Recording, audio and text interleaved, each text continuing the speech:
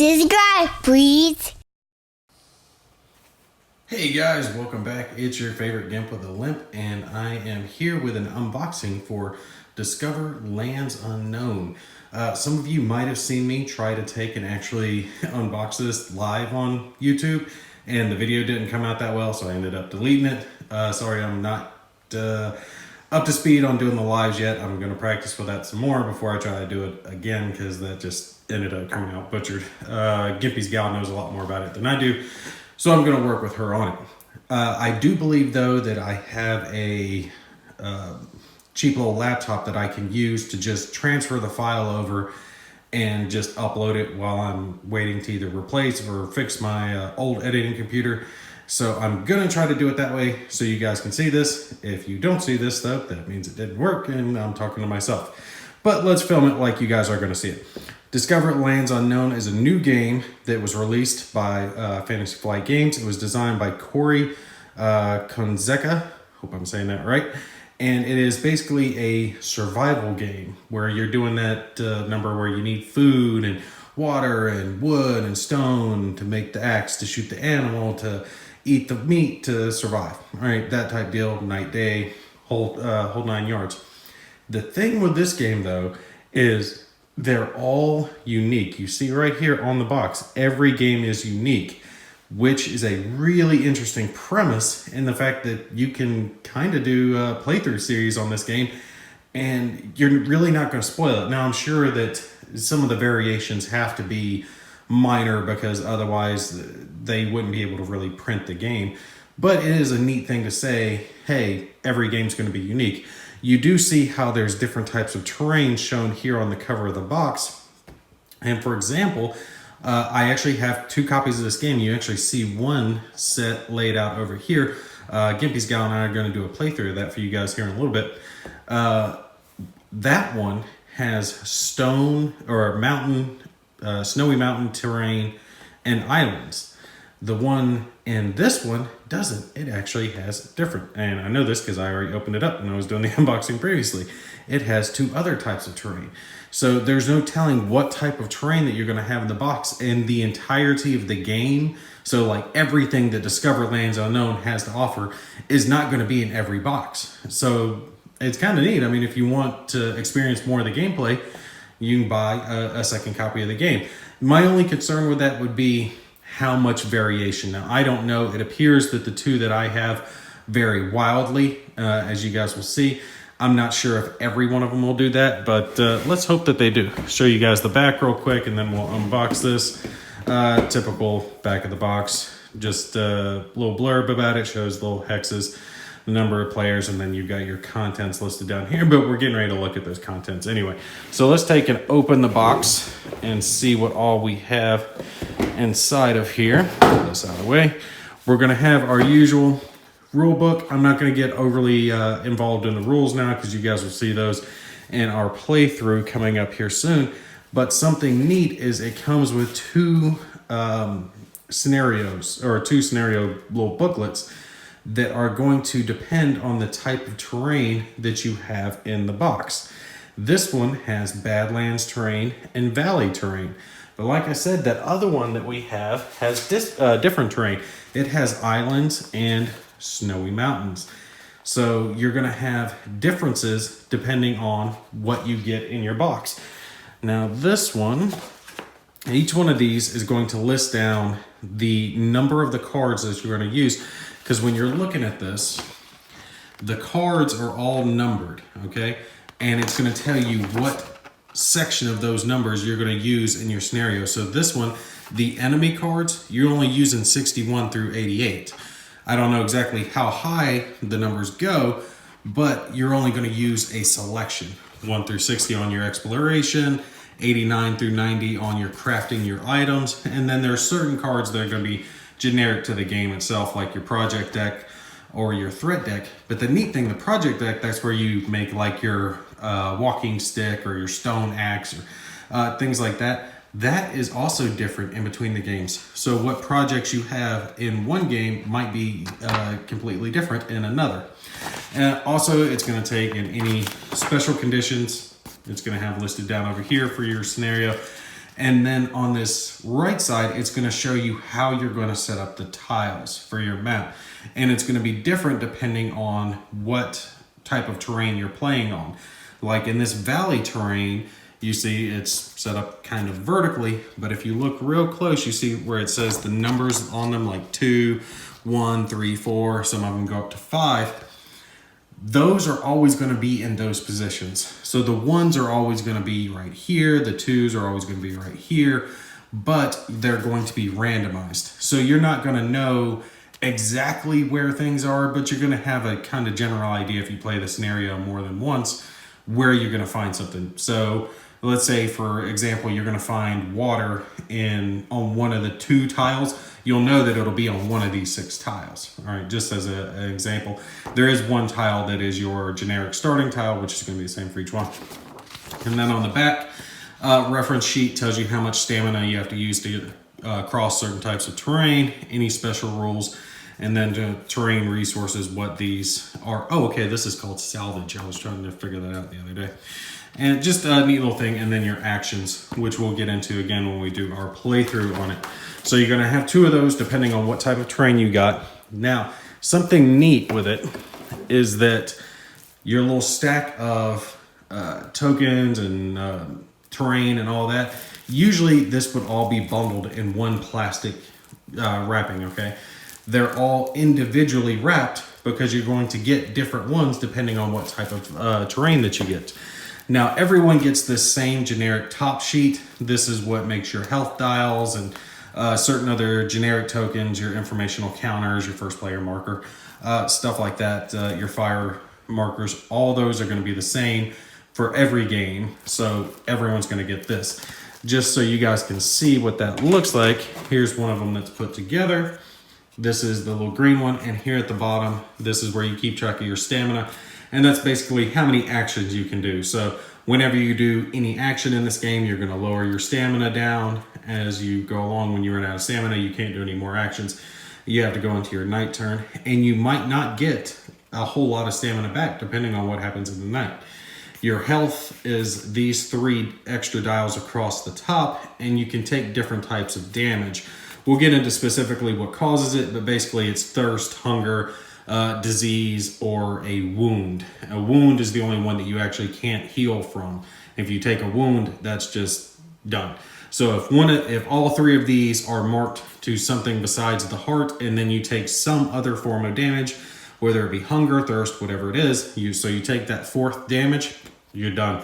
You die at that point. So you got to try to keep your health up. Now, like I said, you're going to have a selection of these that are going to vary, and all of them have these little IR codes on them, and I think that's for when they're packing the game. So just whenever they're packing it at the factory, they would scan this little marker and it would confirm what components went in. Because like I said, you're not getting all the cards, you're not getting all the terrain tiles, you're not getting everything that Discover has to offer. I think it would actually be neat if they sold like a big bundle, like Discover all the lands unknown, something like a $100 set that has every type of terrain and every card, just a bonus for those who are completionists, kind of like myself. You can see the terrain here. These are your resource markers down over to the right here. Water, fur, medicine, wood, stone, all this good stuff we'll go over. And the neat part about this game is these tokens here, like your monster tokens, that's a special enemy token. But these, like you see, it's got a little paw on it. This has a little wood symbol, I just forgot invention or whatever that's called, stone, and I don't know what that one is. We haven't played with that one yet. But these are going to be randomized. You're going to have a whole bunch of these. And it might have, let's see. Okay, so this one, you would get fur, but this one you would get meat. This you would get a couple of medicine. This you'd get a couple of wood out of it. Getting 2 of them is good. Generally, you don't get 2. Or it could be an event. So it might have a number and tell you to look into the expiration deck or to draw an enemy token. So you could be surprised. You could go farming some resource. Like, let's see, right here. This is a wood resource. So you would put one of those wood tokens down on that, and you would more than likely get wood when you went there, but you might get something else. You might encounter an enemy, you might get a stone instead, or you might encounter some weird event. There are also special places on the maps, like this here where it's numbered, and when you go there and you do some investigate action, it'll have some event that happens. So that's neat stuff that we'll get into in the game itself. You're going to have 6 of these total, 3 for each type of terrain. So you can see we got 3 of the orange ones for our 3 different Badlands terrain. And then we're going to have 3 of these green ones for our Valley type terrain. And you guys can see it's completely different. And they're each going to be set up differently depending on what your little player scenario sheet tells you to do. So you're going to have a bunch of tokens. You have more than enough of these resource tokens. Those are generic. Those are going to be used in all the different games. But these are going to be unique to the Valley. The orange ones are going to be unique to the Badlands, white to snow, and so on and so on, all the different types of terrain. Really love that. Oh, here's one. Here's the water token, and there are bad waters. Like you can find water that'll be clean, good, but then you could find water that's dirty that has a chance to disease you.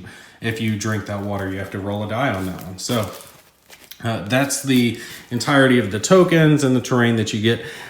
And then on top of that, you're going to have our generic stuff. Each one is going to come with this little bag that has meeples and the little plastic pieces to put your dials together, plus 2 dice, 2 12-sided dice, which are used for combat. And combat in this game is deep enough to be interesting, but very simplistic.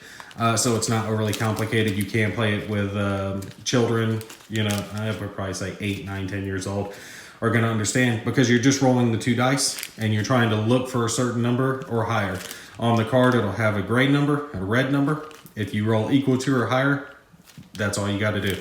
So dice are color coded for ease of access. You're going to have those, and then we have some unique people, the players that you can play as in the game. That's actually going to vary. You guys can see there's IR codes on these as well. I think there's 6 characters in each one of these packs, so you're going to have 12 total, but you don't know what 12. These are the only things that I would say are actually interchangeable between the 2 games. Other than that, all the other components need to be kept with this game because they're designed for this game. Okay, some of the events, it'll tell you to draw specific cards, so you can't just throw everything together or try to mix and match, because you'll lose the pieces that you need to actually go along with the story of your specific lands unknown. Okay, so don't buy multiple sets and mix them together. Keep them separate, with the exception of your player characters. Those can be separated or mix and match as far as I know. I have not found a reason why they couldn't, but I'm not going to guarantee you that that's not going to happen. You do have some generic cards that will be used for your game. Like these are the night cards. There's blue and red ones, just depending on what you're doing. Again, we'll get into that in the rules. And then you have your scenario cards, which are going to be different depending on which game you play. I already read over this scenario one, and it is different from this game's scenario one.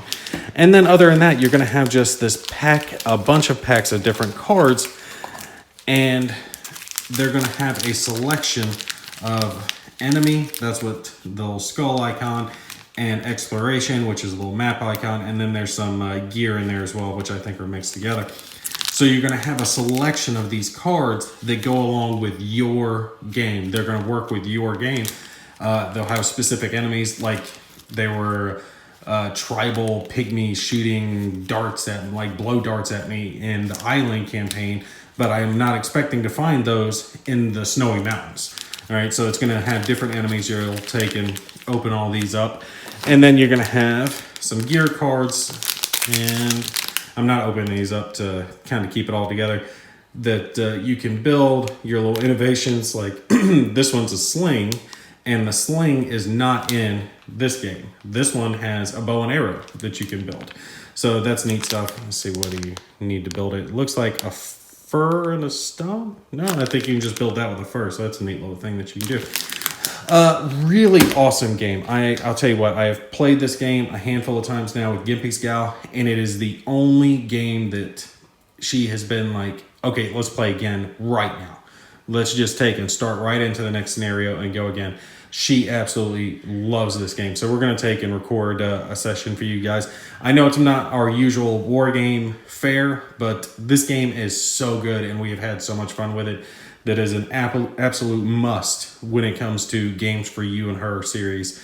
If you have a wife, girlfriend, boyfriend, whatever floats your boat that you enjoy playing board games with, or someone who's not die hard into board games, but you want to kind of get them into something that's deeper, I guarantee you this game, Discover Lands Unknown, is the way to go with it because there's so much to discover. If any of you guys have played The Seventh Continent, all right, it's similar in that vein. It's not as deep as Seventh Continent, obviously, but it is similar to that in your exploration and having the story kind of fed to you as you go along.